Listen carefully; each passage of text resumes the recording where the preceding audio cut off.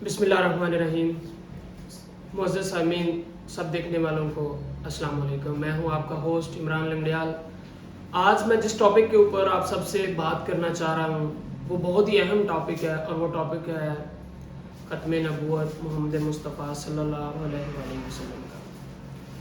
دوستو، شاید آپ میں سے کچھ دوستوں نے سنا ہوگا کہ یورپی پارلیمنٹ میں جمعرات والے دن ایک قرارداد پیش کی گئی۔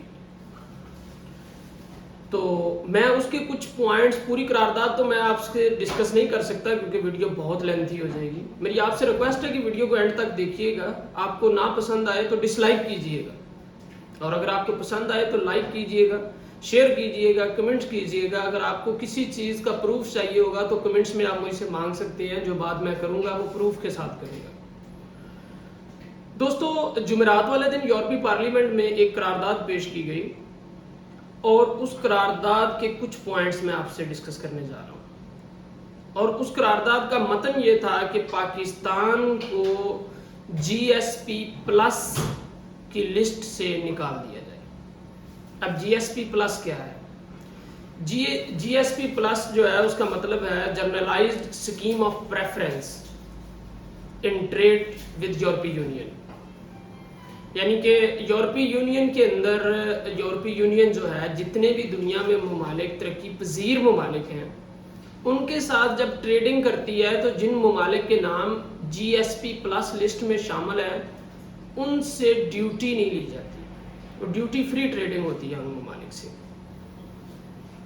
تو پاکستان کی ٹریڈنگ کا 25% حصہ یورپی یونین کے انہی 27 ممالک کے ساتھ جڑا ہے، اور ان 27 ممالک کے ساتھ جو 25% پاکستان ٹریڈنگ کرتا ہے اس میں سے 76% صرف ٹیکسٹائل پروڈکٹس کی ٹریڈنگ ہے جو یورپی ممالک کے ساتھ کی جاتی ہے۔ تو اگر پاکستان کو جی ایس پی پلس لسٹ سے نکال دیا جائے تو اس کے اتنے زیادہ نقصانات ہیں کہ اگر میں بیٹھ کے آپ سے شیئر کرنا چاہوں تو میں شیئر نہیں کر سکتا۔ اس قرارداد کو کیوں پیش کیا گیا؟ اس قرارداد کو پاکستان میں ہونے والے ٹی ایل پی کے احتجاج اور حکومتی عہدے دوران کے بیانات اور پاکستانی پرائم منسٹر عمران خان کا جو موقف ہے کہ میں نے اسلامی فوبیا کے خلاف پوری دنیا میں جنگ شروع کی ہوئی ہے، اور میں پوری دنیا کے سامنے اسلامی فوبیا کو رکھوں گا کہ دنیا میں جو بڑھتا ہوا اسلامی فوبیا اس کو کنٹرول کیا جائے، اور کسی بندے کو آزاد رائے دینے کا مطلب، آزادانہ رائے دینے کی آزادی، بولنے کی آزادی دینے کا مطلب قطعاً یہ نہیں ہے کہ وہ کسی کے مذہب کو ٹھیس پہنچائے یا حضرت محمد مصطفیٰ صلی اللہ علیہ وآلہ وسلم کے متعلق کوئی بھی الفاظ یا کوئی خاکہ یا کچھ بھی پیش کرے۔ تو دوستو، اس قرارداد میں دوسرے نمبر پہ ایک اور بات جو ہے وہ اس کا حصہ بنایا گیا، اور وہ یہ تھا کہ پاکستانی آئین میں 295 سی اور بی میں ترمیم کی جائے۔ اور 295 سی اور بی میں ترمیم اس لیے وہ لوگ چاہتے ہیں کہ پاکستانی آئین کے مطابق اگر کوئی بھی بندہ حضرت محمد مصطفیٰ صلی اللہ علیہ وآلہ وسلم کی شان میں گستاخی کرتا ہے تو وہ سزائے موت کا مرتکب ٹھہرتا ہے۔ اور انہوں نے ثبوت کے طور پر پاکستان میں 2 نام اٹھائے۔ 2013-14 میں پاکستان میں 2 لوگوں کو سزائے موت ہوئی ناموس رسالت کے موضوع پہ، اور ان کے نام تھے، ایک عورت تھی اس کا نام شگفتہ تھا، اور ایک مرد تھا اس کا نام شفقت تھا۔ تو باقاعدہ اس قرارداد میں ان دونوں کا ذکر کیا گیا کہ ان کو 2013-14 میں سزائے موت دی گئی، اور جس پر ابھی تک عمل بھی نہیں ہوا، لیکن وہ لوگ بری طرح جیل میں سفر کر رہے ہیں، ان دونوں کو رہا کیا جائے۔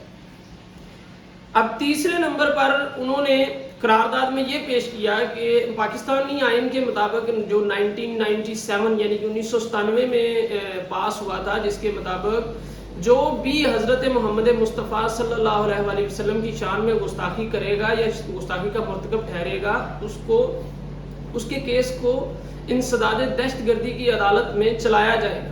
انسداد دہشت گردی کی عدالت میں جو بھی کیس چلایا جاتا ہے اس مجرم کی ضمانت نہیں ہوتی، عارضی ضمانت نہیں ہوتی۔ تو انہوں نے کہا کہ اس کو بھی جو بھی کیس ہو وہ نارمل عدالت میں چلایا جائے گا، اسے انسداد دہشت گردی کی عدالت میں نہیں چلایا جانا چاہیے، اسے ضمانت کا حق دیا جائے۔ تیسرے نمبر پر دوستو یہ قرارداد سویڈن کے ایک پارلیمنٹ ممبر نے پیش کی اور اس بندے نے اس سے پہلے بھی کافی کچھ اسی بارے میں ورک کیا ہوا ہے۔